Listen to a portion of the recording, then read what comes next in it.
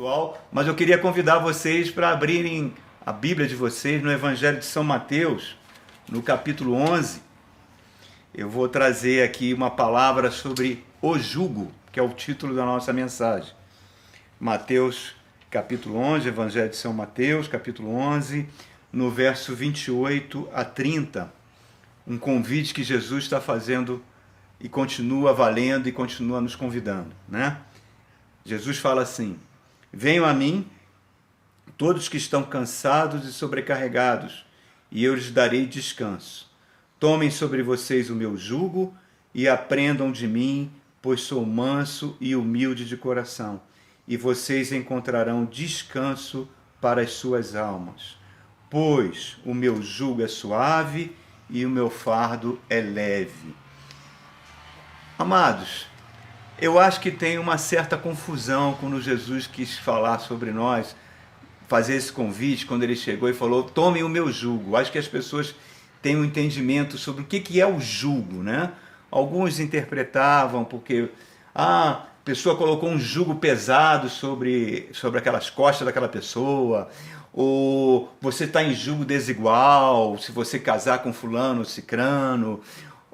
Outros interpretavam o jugo como se fosse uma canga de um boi, onde você botava um boi manso do lado de um boi selvagem.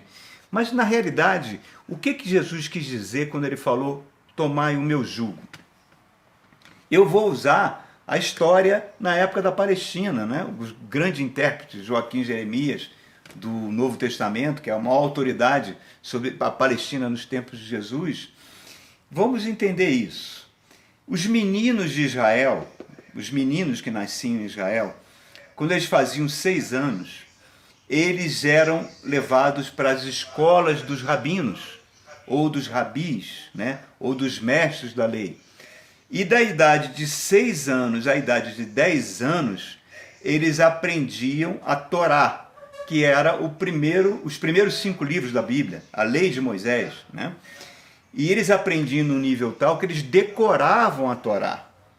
Decoravam o livro de Gênesis, decoravam o livro de Êxodos, de Número, de Levíticos e de Deuteronômio. Decoravam todo. E quando ele chegava aos 10 anos, ele completava o primeiro ciclo de estudos, que era chamado de Beit Sefer. Beit significa casa, Sefer significava do livro, né? De onde vem Belém, Beit-En, casa do pão, onde nasceu Jesus, né? Então, os meninos que se destacavam durante esse período, que eram os mais inteligentes, mais brilhantes, eles continuavam seus estudos com os rabinos e entravam no período chamado Beit Talmud. Beit Talmud. E aí eles se tornavam talmidins, que significava discípulos do mestre, discípulos do rabino. Os outros meninos voltavam para as suas casas e iam aprender a profissão do pai, né? Esses continuavam. E quando eles completavam 12 anos, de 10 aos 12 anos, eles se tornavam o Beit Talmud e eles já tinham decorado toda a Bíblia. Eles tinham decorado, que eles chamam a Bíblia dos judeus, né? Tanakh, T de Torá, quer dizer, os 5 primeiros livros, Nak, que vem de Nabiim, que eram os livros dos profetas, e o Tanakh, que significava os livros sapiensais, os livros de Salmos, Provérbios, eles decoravam tudo. E aqueles alunos que se destacavam mesmo, que eram aqueles mais brilhantes, começavam então a receber a tradição oral diretamente dos seus mestres, dos seus rabinos. O Talmud, eles ensinavam, os mestres andavam com eles nas ruas, ensinando eles. E aí eles se tornavam os talmidins. Eles tinham como desejo serem iguais aos seus mestres. Paulo fala isso na Epístola dos Gálatas, quando ele diz que sentava aos pés de Gamaliel, que era o grande mestre judeu daquela época, né? E ele diz que se destacava mais do que todos os outros alunos. Então, esses que eram, digamos assim, mais brilhantes e que passavam a conhecer a Bíblia e que faziam o Beit Talmud e que seguiam a tradição oral, vão se tornar os mestres. os escribas e os fariseus, né? Que Jesus tanto falava sobre eles. Aí, de repente, chega Jesus. Jesus chega e o seu ensino era tão maravilhoso, o seu ensino era tão diferente dos mestres da lei, né? Porque as pessoas ficavam maravilhadas e viam que ele ensinava com autoridade, como se ele próprio tivesse escrito a lei, tivesse escrito a própria Taná, que foi, né? Porque ele é a própria palavra que se fez carne. E ele falou, olha, eu tenho um novo jugo. O que era o jugo? O jugo era essa tradição oral que os rabinos passavam para os talmidins, para os discípulos, que o termo era talmidim. Então ele falou, eu tenho um novo jugo.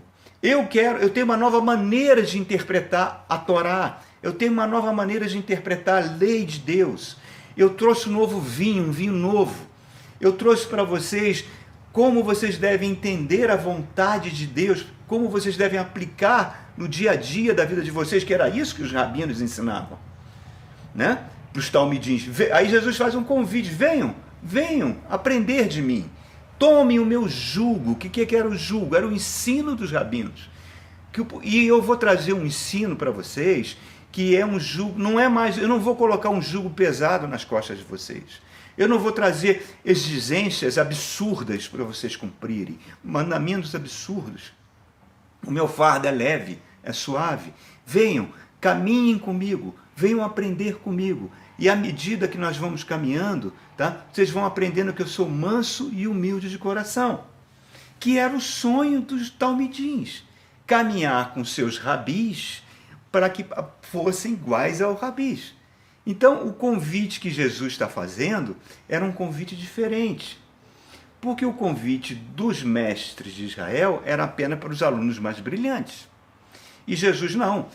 E só meninos. As meninas não participavam. Ele fala, meu convite é aberto a todos. A homens, a mulheres, independente do sexo, independente da condição social, independente da raça, independente da idade, andem comigo. Peguem do meu jugo. Aprendam comigo, porque eu sou manso e humilde de coração. Aí a gente vai entender aquela visita que Nicodemos fez a Jesus, que está lá em João capítulo 3. Quando ele chega para Jesus e fala, Jesus, não é possível, Deus está contigo, ninguém pode fazer o que você faz se Deus não estiver contigo. Como é que eu faço para que eu entre no reino de Deus? E Jesus, olha, Nicodemos, você tem que ser um outro tipo de pessoa. Esse tipo de pessoa que você não vai entrar no reino de Deus. Você precisa sofrer uma transformação. Você tem que nascer de novo, começar tudo de novo, que era a ambição dos talmidins. Os talmidins tinham como ambição de vida serem iguais ao seu mestre, igual ao seu rabino. Qual o convite que Jesus fala? Se alguém quer ser meu talmidim, negue-se a si mesmo, pegue a sua cruz e siga-me. Não é o convite do discipulado de Jesus? Então, aí esse negue-se a si mesmo, que faz parte do ensino de Jesus, quando nós vamos para Jesus, quando nós nos tornamos talmidins de Jesus e começamos a caminhar com Ele, nós vamos tendo uma consciência que existe uma distância imensa entre ser como Jesus é, como Ele foi quando andou aqui na Terra, sem um homem perfeito, e o que nós somos. Parece que tem uma distância imensa de tentar agir, pensar e se comportar como Jesus se comportou. E a gente vê isso muito legal, de uma forma bem bacana, em Lucas capítulo 5, quando Jesus começa a chamar os seus discípulos.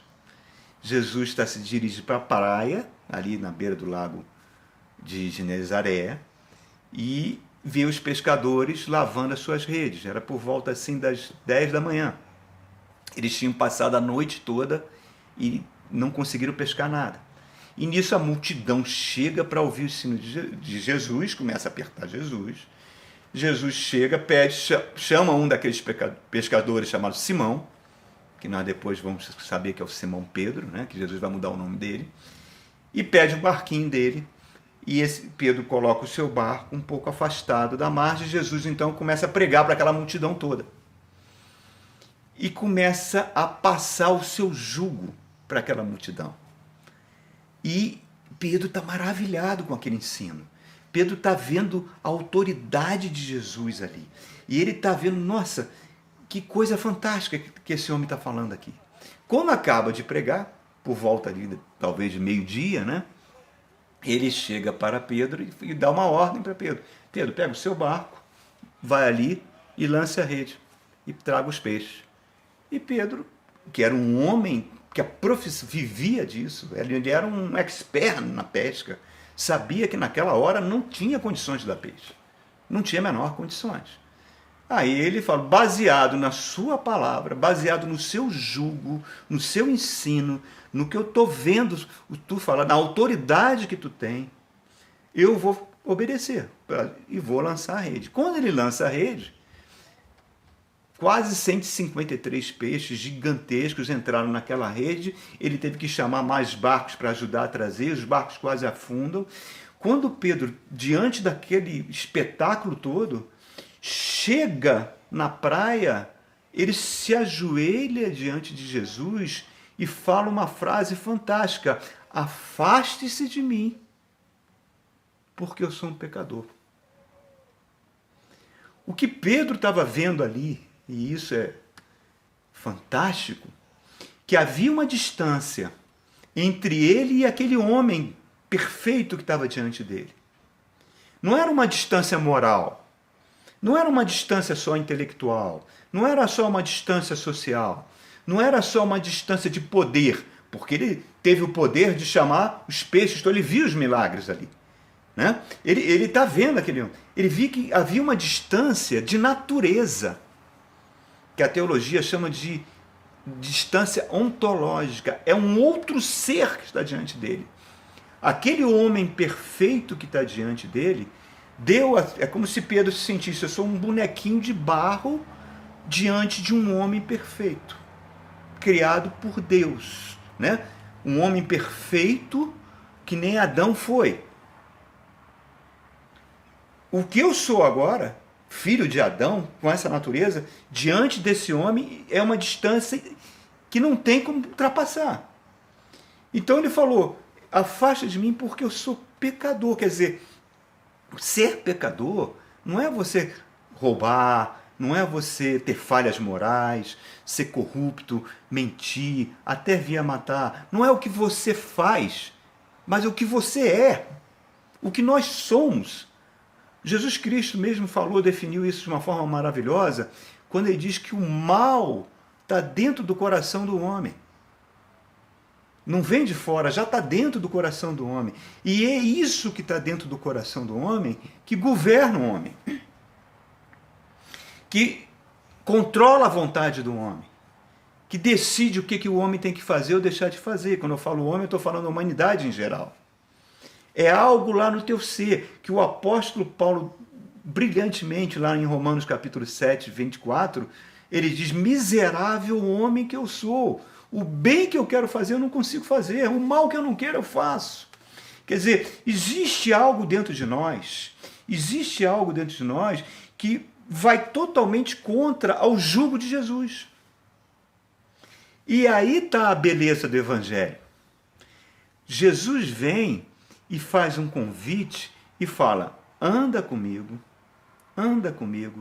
e à medida que você anda comigo, você vai sendo transformado naquilo que eu sou, que é o sonho de todo o talmidim, ser transformado, ouvir o jugo do rabino e ser transformado naquilo que o rabino é.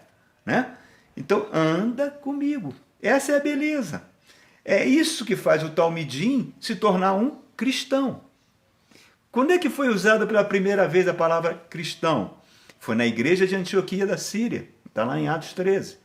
Aquelas pessoas convivendo na sociedade, o comportamento delas, a atitude delas, a maneira que elas se relacionavam com as pessoas, lembrava Jesus.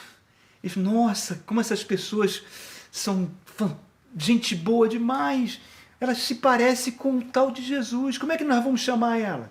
Vamos chamar ela então de pequenos cristos. Daí surgiu a palavra cristão, que é o talmidim, os discípulos de Jesus, cada vez mais parecido com Jesus. É o boneco de barro que vai sendo transformado pelo caminhar com Jesus naquilo que Jesus é. É aquele convite que Deus fez para Abraão. Abraão, sai da sua casa, deixa a sua parentela e anda comigo e ser perfeito. Se você vê no Gênesis a caminhada de Abraão, você vai vendo que ele vai sendo transformado, o caráter dele vai sendo transformado ao ponto de Deus chegar numa certa passagem lá do Gênesis e falar: Abraão, meu amigo. Essa transformação de você ouvir o jugo, ouvir o ensino, ouvir a palavra de Jesus, ouvir a palavra do Evangelho e vai nos transformando em tipo de gente que Deus quer que nós sejamos. Quando Deus criou Adão e Eva, né? Quando criou o casal, criou eles perfeitos, a sua imagem e semelhança, para que eles fossem o tipo de gente que Deus queria que eles fossem. E eles não quiseram. E o pecado entrou. E o pecado mostra isso que Pedro teve essa revelação aí durante a pesca. Então, Pedro está tão maravilhado com o ensino de Jesus, com a autoridade de Jesus. O que ele faz? Pedro, lança a rede. Pedro não pensa duas vezes. Baseado na sua palavra, eu vou lançar a rede. E aí está o ponto fundamental. Aí está o ponto fundamental. Não há como a gente ser transformado na imagem de Jesus Cristo, parecer com Jesus, ser o tipo de gente que Jesus deseja que nós sejamos, sem obediência. Pedro, racionalmente, eu tenho muito mais conhecimento de pesca do que esse homem que está falando aqui. Mas eu estou vendo a autoridade dele. Eu reconheço a distância que eu tenho dele. Eu reconheço a grandeza dele. E mais, como igreja, eu reconheço que ele é Deus. Eu estou reconhecendo a divindade dele, a autoridade que ele tem sobre a minha vida. Então, baseado nisso, eu obedeço. Se eu não obedeço, o poder que vai continuar governando o meu ser é o poder do pecado. É ele que vai ditar o meu comportamento. O velho homem. Então, nós somos chamados para ser talmidim de Jesus, para tomar o jugo de Jesus, que agora você está entendendo que é o ensino de Jesus, o Evangelho. E nessa caminhada, vamos sendo transformados. Mas aí, a gente percebe que existe uma grande dificuldade minha, e talvez sua, e creio que sua também, em obedecermos a Jesus. Os mandamentos que Jesus, apesar de ele falar que o fardo dele é suave, né, leve, eu tenho dificuldade baseado naquilo que Paulo explica de forma brilhante na Epístola aos Romanos. O mal que eu não quero está presente dentro de mim. E eu tenho dificuldade. Por isso que eu preciso tomar esse jugo de Jesus todo dia, para que ele, somente ele, me transforme numa outra pessoa. Porque eu sozinho não vou ter condições. Eu posso fazer um esforço próprio muito grande para melhorar em termos morais, em termos de relacionamento, mas se não tiver a graça de Deus operando em mim, eu não tenho como ser transformado em Jesus. Em cristão, eu preciso, aquilo que está em... Qual é o objetivo de Deus? Em Romanos 8 ele fala que Jesus Cristo seja o primogênito dentre muitos irmãos. Mas para que isso aconteça, para que essa caminhada com Jesus, de eu tomar o jugo de Jesus e ser transformado, ser um talmidim de Jesus, para que isso aconteça, eu preciso me lembrar daquela palavra que Jesus falou: sem mim, nada podereis fazer. Sem mim, nada podereis fazer. Aí eu volto de novo com outro exemplo para a gente tentar entender o que Jesus está querendo falar. Em Mateus capítulo 14, em Mateus capítulo 14 acontece aquela pesca, aquele milagre incrível que Jesus tinha acabado de multiplicar os pães e alimentar uma multidão. Aquela multidão quis transformar Jesus em rei. Jesus se isola, sobe um monte e manda seus discípulos atravessarem o lago, né, de Tiberíades e irem para outra margem, que ele ia se encontrar com eles. Eles vão, o lago fica revolto, um vento forte, fica uma tempestade incrível, os barcos estão tendo dificuldade de chegar para o outro lado.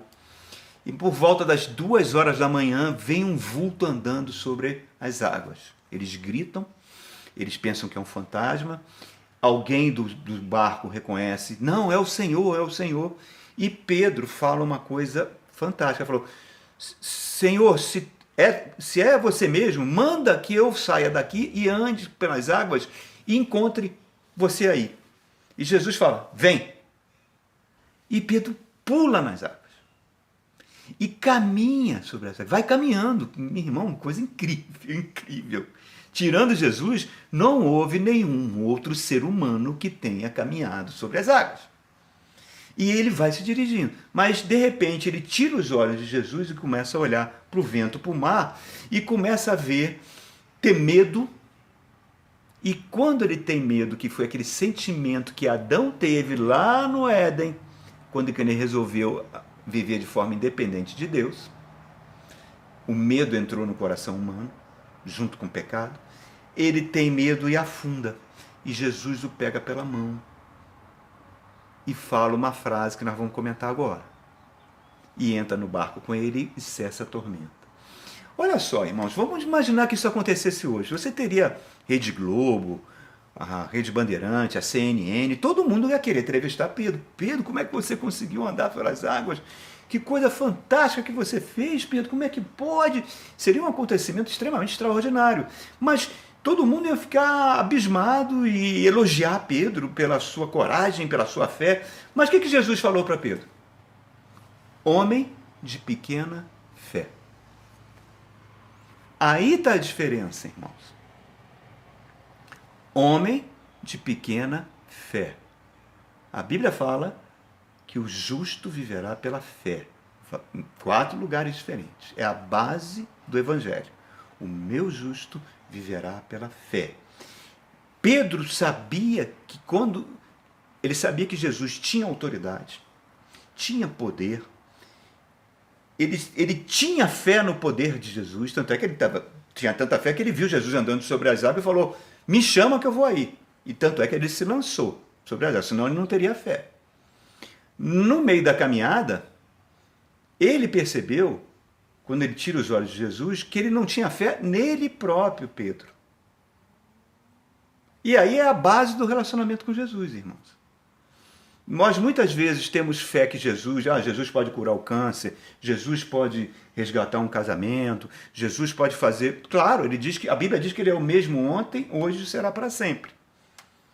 Mas nós não temos confiança na nossa fé. E por não termos confiança na nossa fé, em outras palavras, nós não temos fé que Jesus pode fazer isso na nossa vida. Na realidade, Pedro não teve fé de que Jesus ia manter ele andando sobre as águas. Então, nós não temos fé que Jesus pode nos transformar em pessoas como ele é.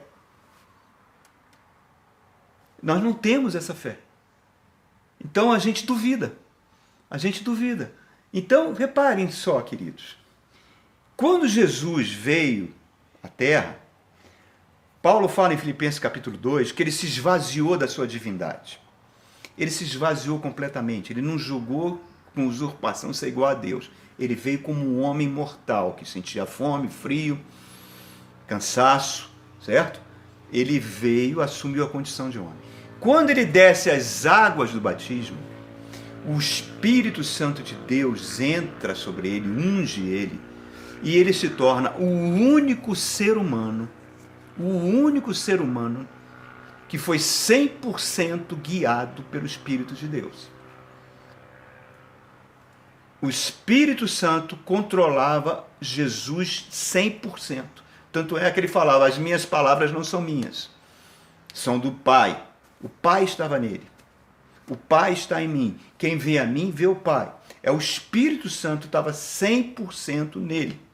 Os milagres, as obras que eu faço, não sou eu que faço, é o Pai que me ensina a fazer, que é o Espírito Santo movendo ele o tempo todo.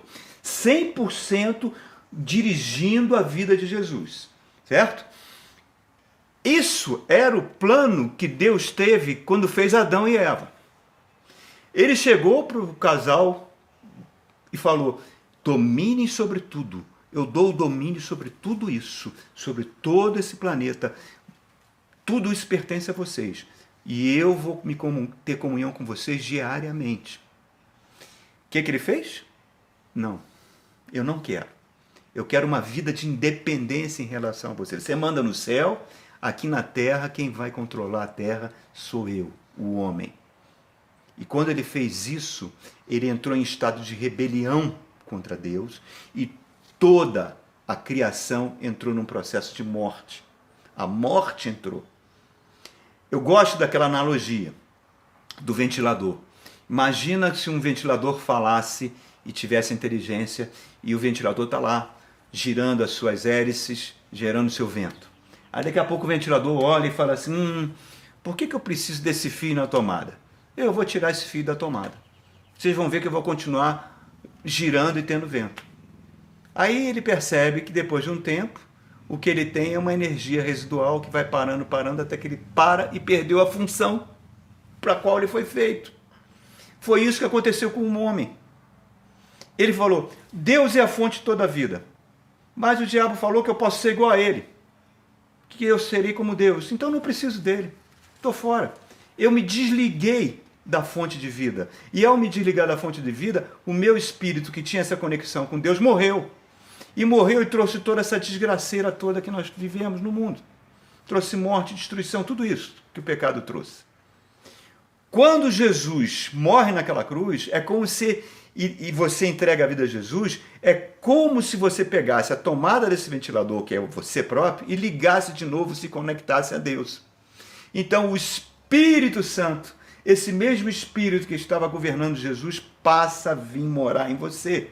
O seu espírito que estava morto, conecta-se com esse espírito e isso, houve um processo de reconciliação com Deus.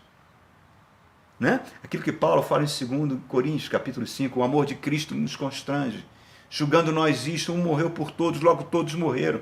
E ele morreu para que ninguém viva mais por si próprio, mas por meio daquele que morreu e ressuscitou. Assim não conhecemos mais ninguém segundo a carne. E se antes conhecemos Jesus segundo a carne, agora não conhecemos mais ele desse modo. Por quê? Agora eu conheço pelo Espírito. Assim, se alguém está em Cristo, é nova criatura. As coisas antigas passaram e tudo se fez novo. Ora, tudo provém de Deus, que nos deu a palavra da reconciliação. A saber que Deus estava em Cristo reconciliando consigo o mundo e nos deu o mistério da reconciliação. Então reparem, a salvação não foi só para nos livrar da chama do inferno. Não. A salvação nos reconectou com Deus.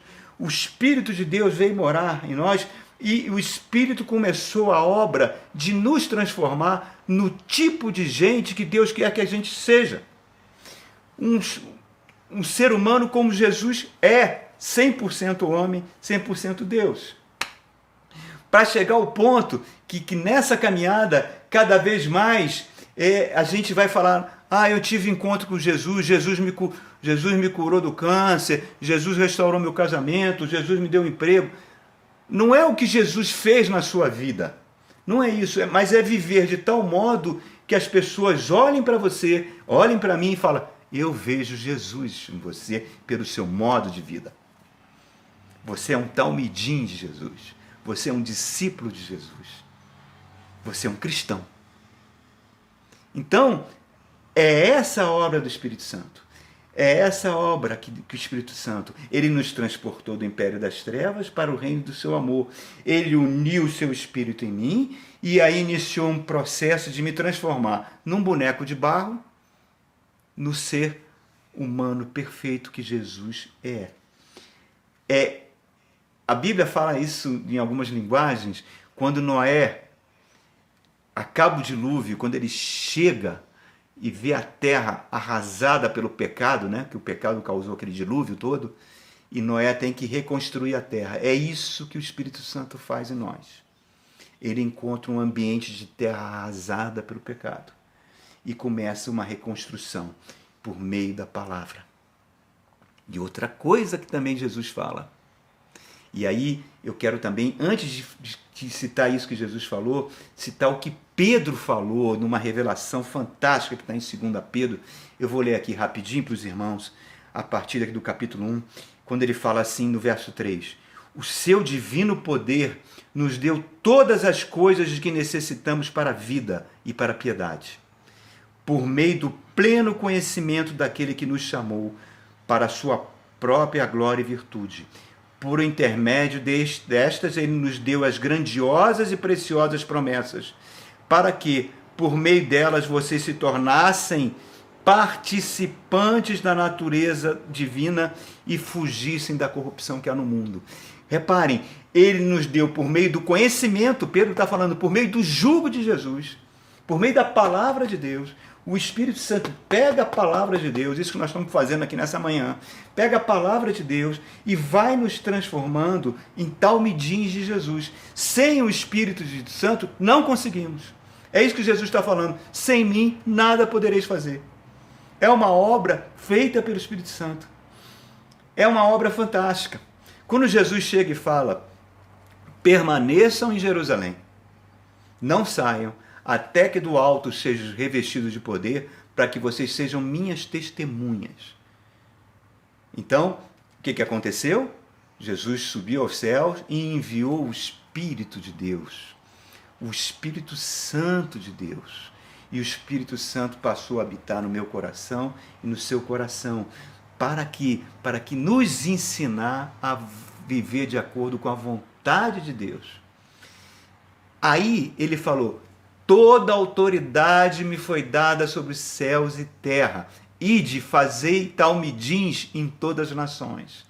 Jesus está falando, eu sou o dono do mundo agora. Eu estou dando essa autoridade agora para vocês. Sejam minhas testemunhas. O que é ser testemunha de Jesus, irmãos? O que é ser testemunha? A gente vê que não é fazer os milagres que Jesus fez. Porque muitas pessoas vão chegar diante de Jesus e falar, Senhor, eu fiz milagres, ressuscitei mortos, expulsei demônios no teu nome. Ele vai falar, não te conheço. Não te conheço. O que é ser testemunha de Jesus? É viver de tal forma que as pessoas enxerguem o nosso modo de viver, enxerguem Jesus. E para isso eu tenho que obedecer o mandamento de Jesus. Não foi isso? E como é que é o mandamento que ele deu? Amai-vos uns aos outros. Esse é um novo mandamento que eu vos dou. Reparem, na oração do Pai Nosso, Jesus fala o seguinte, perdoai-vos, né? Senhor, perdoai as nossas dívidas para que possamos perdoar os nossos devedores. O ser cristão, viver de acordo com o cristão, ser um talmidim de Jesus para que eu possa, com o meu estilo de vida, ensinar o jugo de Jesus para cada vez maior número de pessoas. Para isso ele inventou a igreja. A igreja que é eu e você, né? 2 ou 3 que estão reunidos no seu nome. A igreja são aquelas pessoas, são os talmidins que se reúnem.